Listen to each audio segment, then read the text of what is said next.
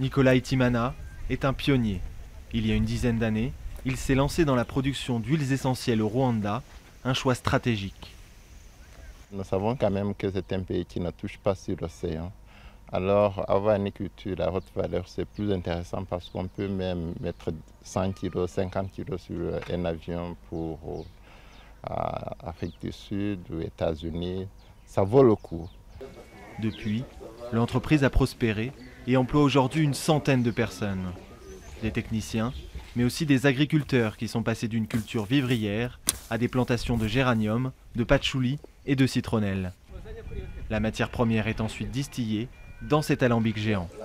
Chaque litre vaut plus de 200 $.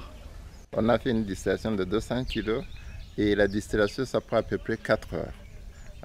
C'est ça, et on sait qu'après 4 heures, il n'y a plus d'huile dans la biomasse que vous voyez ici. C'est d'ailleurs ce que vous voyez là, c'est ce qu'on a.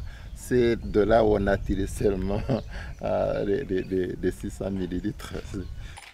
Production annuelle, environ 1 tonne. Cette huile essentielle est vendue à l'étranger pour l'industrie de la cosmétique de luxe.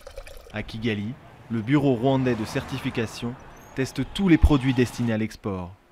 Miser sur une forte valeur ajoutée, c'est aussi une stratégie nationale. On ne peut pas rivaliser en termes de quantité, mais on peut rivaliser en termes de qualité. On peut même être aussi rentable que ceux qui produisent à grande échelle, mais avec une qualité inférieure. Autre production innovante dans laquelle le Rwanda s'est lancé, le pyrètre, un insecticide naturel transformé sur place. De quoi compenser le manque de terre dans un pays déjà surpeuplé.